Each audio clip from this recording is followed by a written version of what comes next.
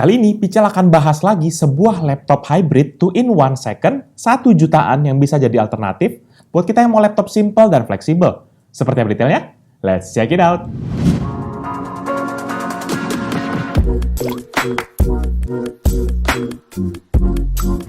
Halo guys, balik lagi bersama Pichel dan kali ini kita akan review sebuah laptop second dari Asus, yaitu Asus TransformerBook T100TA. Nah, untuk model yang kita akan review kali ini tuh memiliki spesifikasi yaitu prosesor Intel Atom Z3740, RAM 2GB DDR3, storage internal 64GB, Intel HD Graphic Integrated, layar 10,1 inci dengan resolusi HD dan juga touchscreen. Secara desain, Asus TransformerBook T100TA ini itu merupakan sebuah laptop hybrid atau 2-in-1. Ya, jadi kita bisa pergunakan seperti biasa layaknya laptop. Namun kalau misalnya kita butuh lebih fleksibel, kita bisa cabut nih layarnya dari dockingnya dan kita pergunakan sebagai tablet seperti biasa. Bahan dari TransformerBook ini tuh terbuat dari plastik, mulai dari bagian tabletnya dan juga dockingnya. Untuk tabletnya sendiri ini memiliki tekstur glossy berwarna abu-abu dan ada logo Asus di tengah-tengah berwarna silver. Untuk dockingnya sendiri tuh berwarna abu-abu, namun tuh ada motif yang berbeda ya di bagian body dari keyboardnya ini dibandingkan dengan body dari tabletnya. Sebenarnya secara pribadi, Pichel lebih suka motif dockingnya karena lebih kesat dan juga nggak gampang untuk jadi fingerprint magnet. Sebagai penopang layarnya, Asus TransformerBook T100TA ini tuh mengandalkan mekanisme locking di bagian tengah layar. Ada 2 locking mechanism dan 1 jalur data di bagian tengah. Kalau kita mau lepasin layarnya, kita bisa gampang banget, cuma tinggal pencet aja tombol yang ada di tengah ini, terus kemudian kita langsung tarik ke layarnya ke atas, maka dengan mudah ini layarnya bisa kita cabut dan pergunakan sebagai tablet seperti biasa. Namun dengan mekanisme seperti ini, itu tuh membuat akan kemiringan layarnya tidak bisa selebar daripada laptop-laptop lain. Ya, di mana ini tuh hanya bisa kemiringannya sampai 124 derajat. Nih, jadi cuma mentok sampai di sini, nggak bisa lagi lebih jauh ke belakang. Dimensi dari laptop hybrid ini tuh adalah 26,3 x 17,1 cm dengan ketebalan 2,4 cm dan total beratnya adalah 1,1 kg termasuk keyboard dockingnya. Kalau untuk tabletnya sendiri tuh hanya seberat 580 gram. Untuk I/O portnya, karena ini merupakan laptop hybrid, jadi memang agak terbatas untuk I/O-nya. Di bagian tabletnya sendiri tuh sebelah kiri ada beberapa tombol, yaitu untuk tombol volume dan juga tombol untuk Windows button. Kemudian untuk di bagian atas itu ada 1 tombol power yang bisa juga untuk sleep button. Ya, dan di sebelahnya itu ada sebuah LED indikator kecil yang menandakan status laptopnya. Ya, kalau misalnya dia lagi charge, dia akan berwarna orange, tapi kalau hidup dia akan berwarna putih. Selanjutnya di sisi kanan dari tabletnya ini tuh ada beberapa port, yaitu slot micro SD card, port micro USB untuk charging, port micro HDMI untuk extend display-nya, dan terakhir ada slot port 3,5 mm combo audio jack. Dan untuk yang micro USB-nya ini, itu tuh kita bisa pakai USB OTG untuk kita colokkan flash disk ataupun hard disk portable lainnya. Tapi kita tetap harus butuh converter. Sementara di keyboard dockingnya, ini tuh hanya ada 1 buah port USB 3.0 tipe A, dan selebihnya nggak ada port apa-apa lagi di keyboard dockingnya. Untuk sektor layar, Asus TransformerBook T100TA ini tuh memiliki layar sebesar 10,1 inci dengan resolusi HD atau 1366x768 dan refresh rate di 60 Hz. Untuk panelnya sendiri tuh adalah IPS panel dan dengan glossy finish. Dan layarnya ini juga memiliki touchscreen ya, seperti yang bisa bilang tadi, dengan support hingga 10 jari.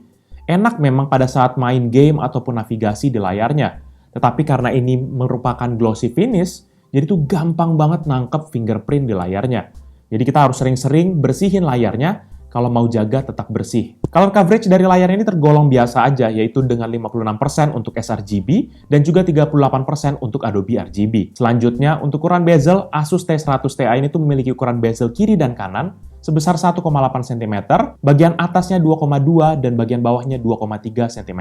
Ya, secara ukuran bezel sih memang nggak setipis dari tablet ataupun layar zaman now ya. Cuma memang ada kelebihannya juga, di mana dengan bezel yang tebal seperti ini, kita tuh bisa lebih mudah megang tanpa perlu takut kepencet layarnya. Apalagi tangan Pichel yang gede begini, sehingga mencegah untuk terpencet secara tidak sengaja. Kalau input device, Asus TransformerBook T100TA ini tuh memiliki fleksibilitas di sini. Yang pertama, jelas mempergunakan layar touchscreen-nya. Dengan layar 10,1 inci ini cukup puas untuk penggunaan media ataupun kerja harian. Dengan fitur gesture ini bisa membantu banget memudahkan kita navigasi di Windows, terutama di Windows 10 yang semakin touchscreen friendly. Selanjutnya buat kita yang suka mengetik, seperti biasa dengan adanya keyboard docking yang akan membantu mengetik lebih mudah dan juga lebih cepat. Keyboardnya ini sendiri tuh memiliki warna hitam dan tekstur yang lebih kasar, namun tombolnya ini nggak memiliki backlight. Untuk keyboardnya sendiri, layoutnya ini cukup kecil karena keterbatasan ukuran dockingnya. Ya, masih oke lah buat ngetik, di mana ini jauh lebih nyaman dan jauh-jauh lebih nyaman dibandingkan ngetik di touchscreen-nya sendiri. Feedback keyboardnya tergolong cukup, namun sedikit concern Pichel adalah key-nya itu kalau misalnya kita pencet begini, dia tuh agak masuk ke dalam. Terakhir, kita bisa pergunakan touchpad yang juga tersedia di keyboard dockingnya. Ukurannya jelas lebih kecil, yaitu di 7,2 dikali 4,2 cm, dan berada di bagian sedikit di bagian kiri. Touchpad-nya ini juga ada tombol kiri dan kanan yang tergabung satu panel, namun ada garis yang memisahkan antara bagian kiri dan juga bagian kanan. Selanjutnya untuk urusan performa, sekedar mengingatkan aja bahwa Asus Transformer Book T100 Ti ini itu tuh memiliki prosesor Intel Atom Z3740. Base frekuensinya berada di 1,3 GHz, dan kita bisa accelerate hingga ke 1,87 GHz. Secara inti ada totalnya 4 core yang nggak dispesifikin berapa yang fisik dan juga virtual, namun secara catatan di Task Manager itu juga nggak dikasih tahu sama sekali. Dan kemudian untuk TDP-nya sendiri, karena ini adalah Intel Atom sehingga dia hemat daya banget, hanya 4 watt saja untuk TDP-nya. Untuk tes performanya kita akan bahas ini dari sudut pandang yang lainnya. Ini nggak Pichel bahas seperti biasa. Hal ini karena beberapa aplikasi benchmark dan juga tes yang Pichel biasa lakukan itu nggak bisa dijalanin di laptop ini karena keterbatasan performanya. Pichel lebih akan jelaskan bagaimana penggunaan secara dunia nyata ataupun real life performance-nya. Untuk penggunaan browsing nggak ada kendala sama sekali. Pichel coba tes play video di YouTube dan juga video itu tuh bisa lancar dimainkan di resolusi Full HD. Ketika kita mulai naik ke QHD atau 1440p, maka mulai ada stuttering, apalagi pas di 4K, makin parah lag-nya. Kalau dipergunakan untuk Office sih sangat nyaman banget. Office tuh semakin lama ya, semakin touch-friendly juga sama dengan Windows, dibandingkan dengan dulu yang tombol-tombolnya kecil-kecil. Kalau untuk Word ataupun Excel, jelas touchscreen memang segimanapun juga lebih enak pakai keyboard dan mouse. Tapi seperti PowerPoint, itu penggunaannya jadi nyaman banget. Kita bisa tinggal geser foto, text box, ataupun hias dengan segala macam di PowerPoint karena ada fitur touchscreen-nya. Jangan lupa bahwa Office ini merupakan Office yang full ya, bukan versi light yang ada seperti di Android ataupun iOS. Sehingga kalau misalnya kalian mau ajak kerja seriusan, kerja harian, itu bisa banget karena fitur Office-nya jauh lebih lengkap. Kalau untuk games, jelas Pichel nggak akan bahas GTA 5 ataupun game AAA lainnya gitu ya. Jadi kalau memang kita cuma mau main games ringan seperti beberapa games bawaan dari Microsoft Store, seperti Asphalt 9 ataupun Homescape, ini tuh bisa banget. Untuk game seperti Asphalt 9 itu bisa dijalankan dengan baik, dan juga fitur seperti accelerometernya bisa kita pakai dengan baik. Sehingga kita bisa kendalikan gamesnya hanya dengan memutar tabletnya. Ya, pengalaman seperti ini memang biasa kita dapatkan di tablet yang Android ataupun iOS. Dan untuk game seperti Homescape, ini tuh juga bisa lancar banget dimainin. Anak-anak pun pada suka juga untuk maininnya. Beruntung banget sih sebenarnya semakin lama tuh Windows semakin touch friendly ya, dan beberapa aplikasi yang dulunya cuma ada di Android ataupun iOS, akhirnya tuh di Windows 10 tuh mulai diporting atau dibawa ke Windows. Kan sangat nggak efisien ya kalau misalnya kita harus pakai emulator di performance seperti ini, karena memang dia nggak cukup kuat juga. Sehingga bisa memberikan nafas baru bagi device seperti ini. Pichel juga coba install aplikasi video editor seperti Wondershare Filmora, itu tuh namun dia nggak bisa diinstal karena dibilang aplikasi tersebut hanya bisa diinstal di device yang 64-bit. Jadi kalau Filmora pun nggak bisa keinstall, apalagi Adobe Premiere ya. Jadi Pichel nggak bisa berharap banyak sih di sektor ini.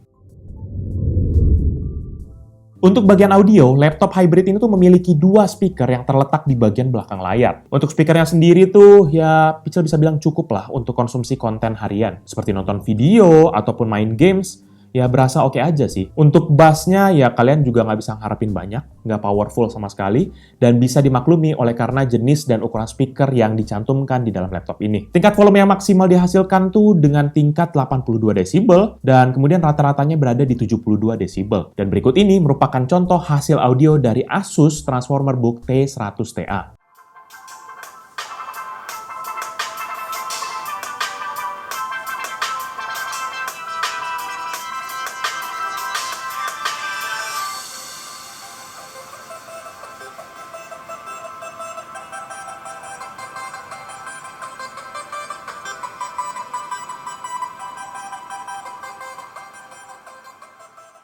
Untuk webcam, laptop ini tuh memiliki resolusi HD yang juga dilengkapi dengan LED indikator berwarna putih pada saat webcam digunakan. Ya, jadi ini merupakan kualitas dari webcam internal Asus TransformerBook T100TA. Ya, ini cukup lumayan, ini kualitasnya lagi di HD atau 1280x720. Warna cukup lumayan, walaupun kalau misalnya kontras agak tinggi begini, dia jadi agak putih tuh kulitnya.